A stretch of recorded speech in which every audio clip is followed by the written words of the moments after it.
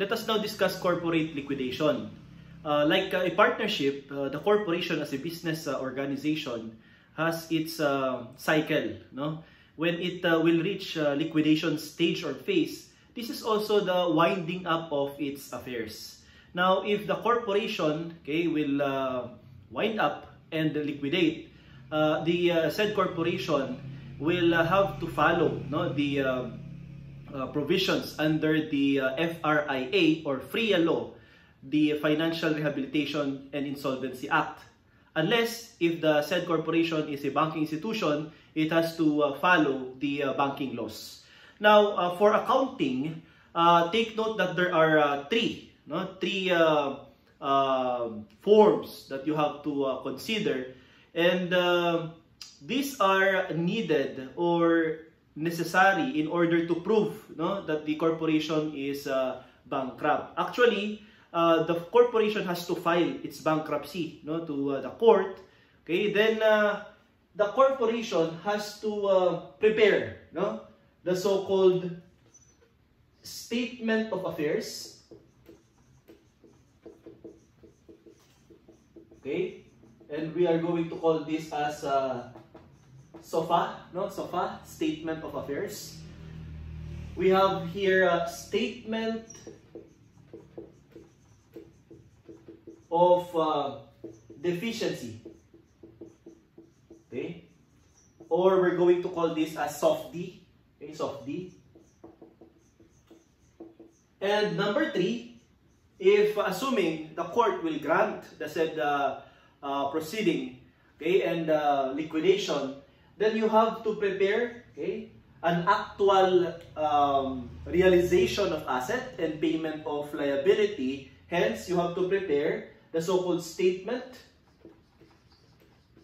okay, statement of realization, okay, and liquidation. Okay, and we're going to call this as SORAL. Okay, SORAL. So, the difference, the main difference between, rather among these three formats are, first, for statement of affairs and statement of deficiency, these are mere estimates. Estimate lang po ito.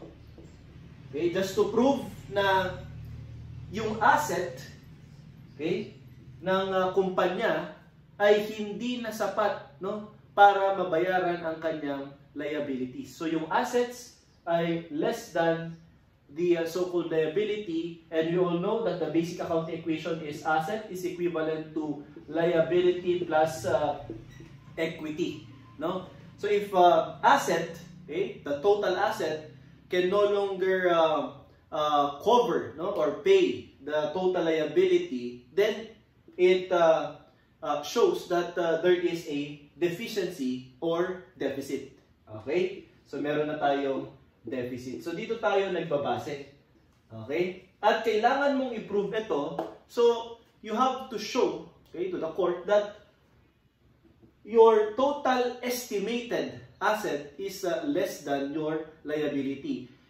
Therefore, your creditors, whether the creditor is considered as fully secured creditor, partially secured creditor, or unsecured creditor with priority or without priority, the total asset cannot cover or pay that said liability. Okay? So later we are going to discuss the different classification of liabilities as well as asset. So now, as opposed to statement of realization and liquidation, SORAL here,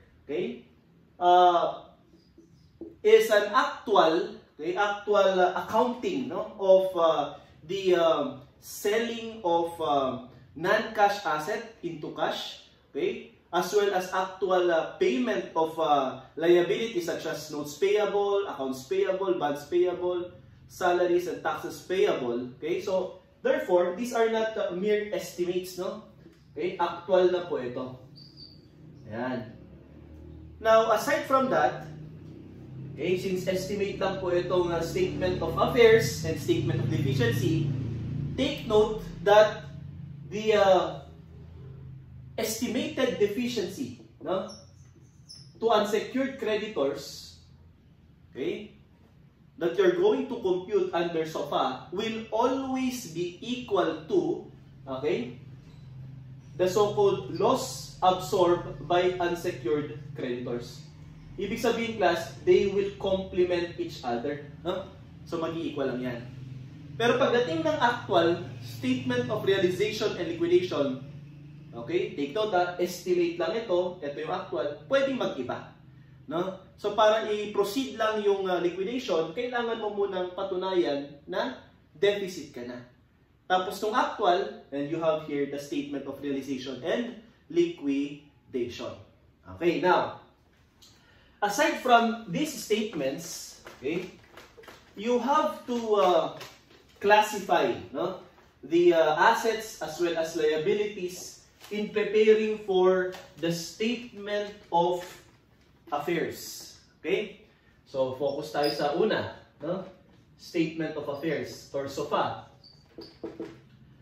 Meron tayong class tinatawag na assets na naka-attach sa liability. Anong ibig sabihin nun? Example, pumunta ka sa bangko, yung officer ng corporation nag-loan sa bank, so there's a bank loan. Then, in order for the bank to grant, okay, the said corporation the loan, okay, nag-mortgage tayo ng land, okay, which will be attached to the said loan. So, kung ganun pala, class, kapag na-bankrupt yung korporasyon, okay, yung bangko ang may unang claim doon sa land na yan pag ibebenta siya. Kasi naka-attach. So, ngayon, ang tanong ay, yung asset ba, okay, ayan yung asset ba ay naka-attach sa liability? Kung oo, ang tawag dyan, class, ay asset pledge. Okay?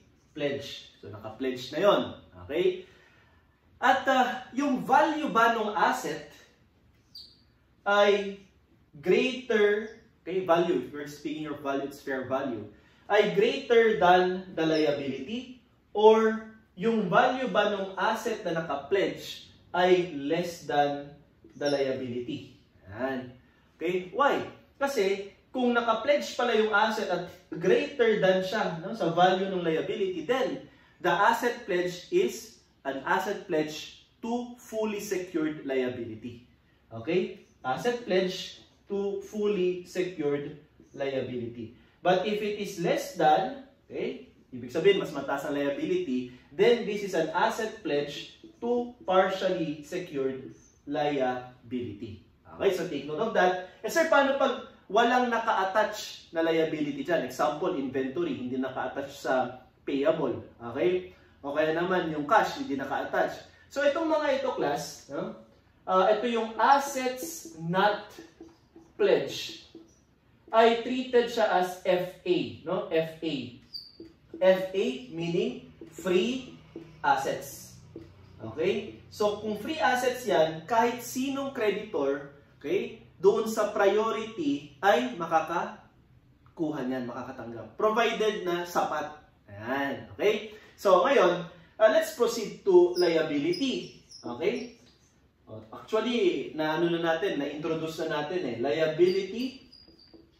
There are different kinds of creditors. Okay? Yung liability ba na ito ay with security or without security?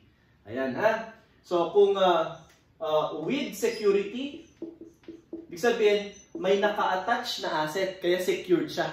Di ba? With security. Ito naman, without, no? Without security. Okay? Wala kasing asset na naka-pledge. So, kung walang asset, without security. Kapag may asset na naka-pledge, ibig sabihin, yung liability na ito na-incur, however, merong naka-save na asset na in case na mabankrupt ang kumpanya ay yun ang pambayad. Okay? With security. Then, aalamin mo ulit, okay? Yung liability ba ay greater than yung asset na naka-pledge or nagamit as security?